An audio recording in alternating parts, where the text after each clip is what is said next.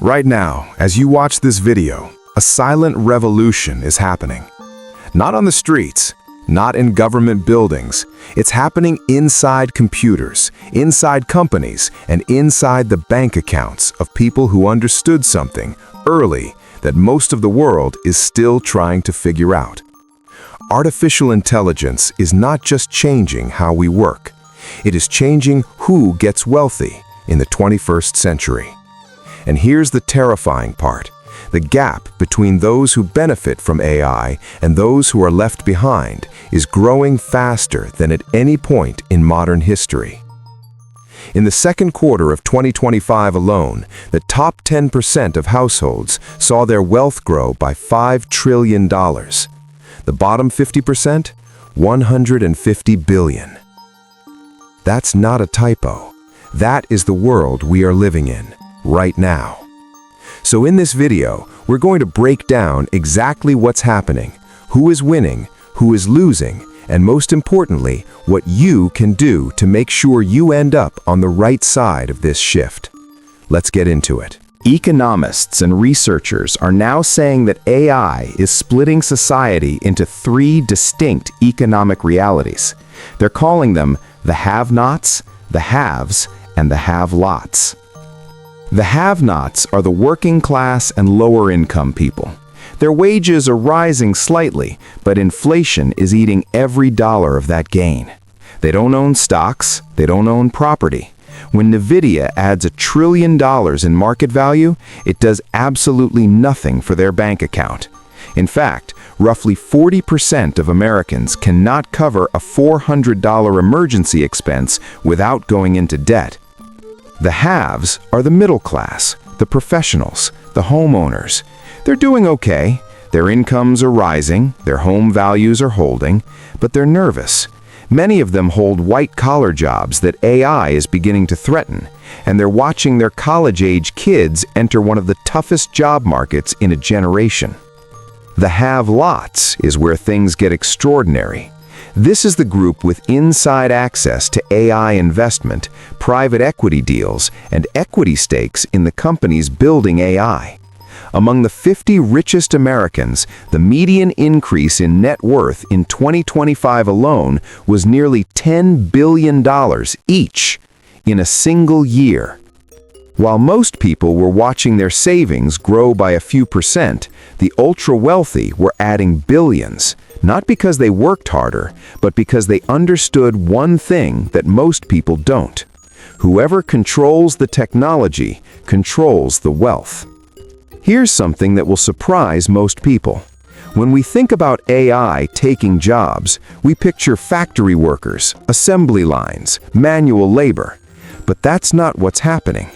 The Industrial Revolution automated muscles. AI is automating minds. And for the first time in history, it is the white-collar, highly educated professional who is most at risk. Think about it. What do lawyers do? They read documents, research precedents, and draft contracts. AI can now do all three, faster, cheaper, and without billing $400 an hour. What do junior analysts do at investment banks? They gather data, build spreadsheets, write reports. AI does that now, before breakfast. What about customer service managers, marketing copywriters, graphic designers, junior software developers?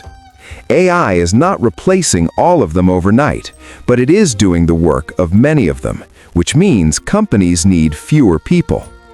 NVIDIA's CEO Jensen Huang put it simply at a global conference in 2025. He said, "You are not going to lose your job to an AI, but you are going to lose your job to someone who uses AI." Read that again. It's not about AI replacing you.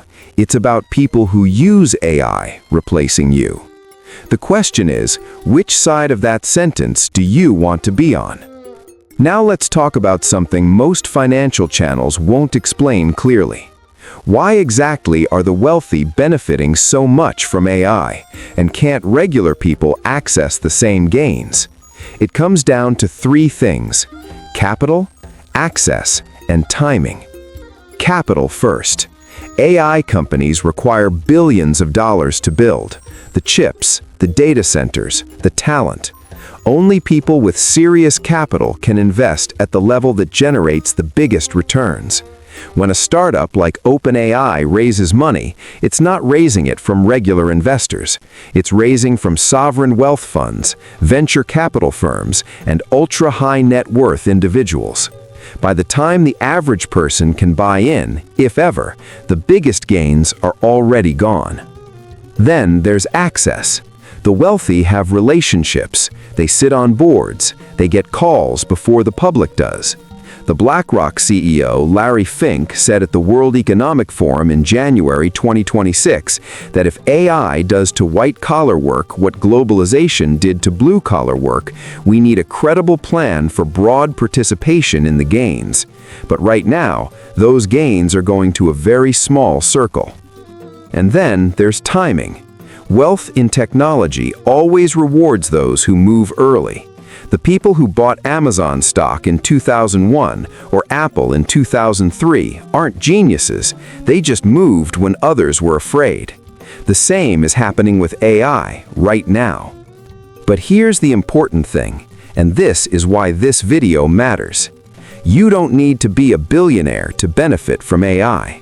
The opportunity is different for regular people, but it's real, and we'll get to that in a moment. Not everything about AI is doom and gloom, not even close. PwC, one of the world's largest consulting firms, ran a detailed analysis of AI's economic impact. And in their most optimistic scenario, AI doesn't destroy jobs, it transforms them. It boosts productivity, raises wages, and creates entirely new categories of work that didn't exist before. We've already seen this pattern. The internet didn't kill jobs, it created YouTube creators, e-commerce entrepreneurs, app developers, and social media managers, roles that nobody had in 1995. AI is doing the same thing right now. AI prompt engineers who know how to get the best results from AI tools. AI content creators, writers, video makers, and designers using AI to produce at scale. Automation consultants who help businesses implement AI.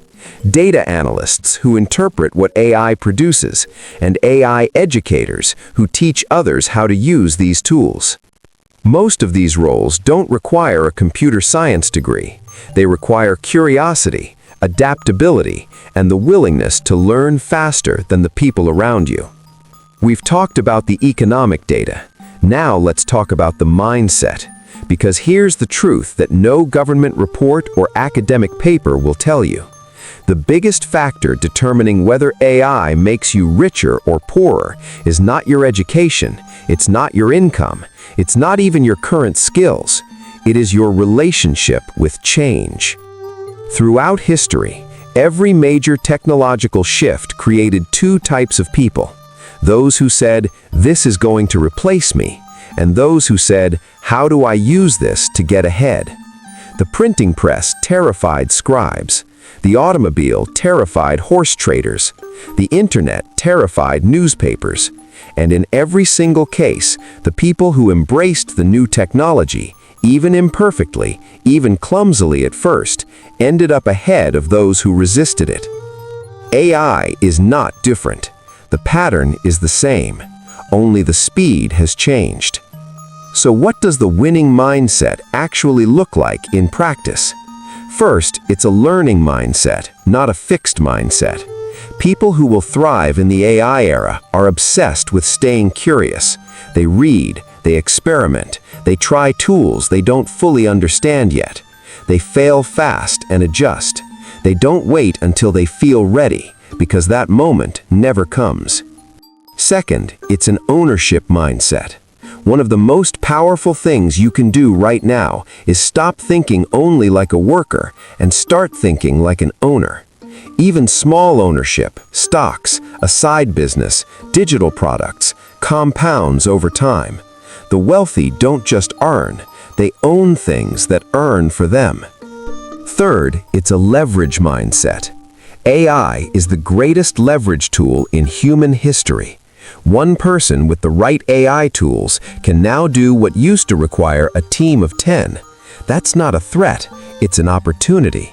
The question is whether you are the person using the leverage or the person being replaced by it.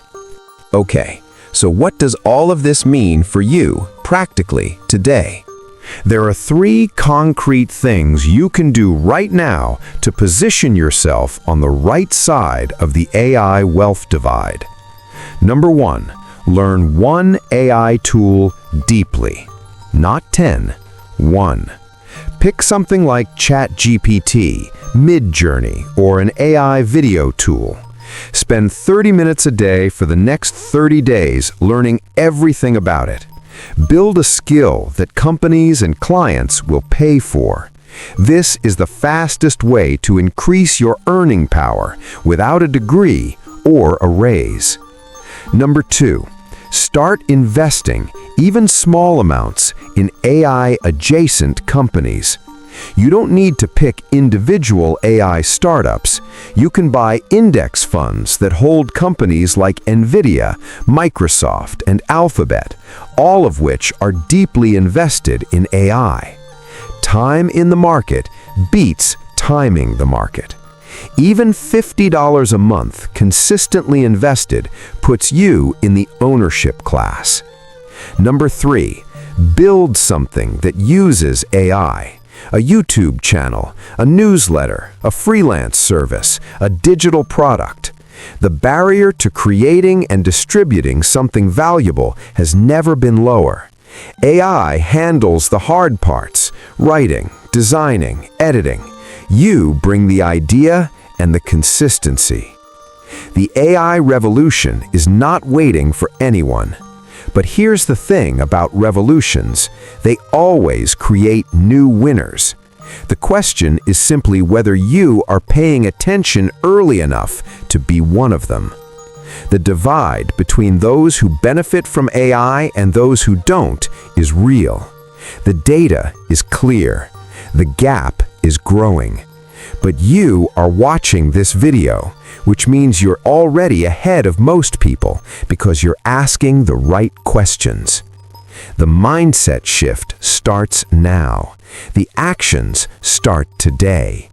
If this video gave you a new perspective on AI and wealth, hit that like button. It genuinely helps this channel reach more people who need to hear this. And if you want more videos on money mindset, wealth building, and the habits that separate the financially free from everyone else, subscribe.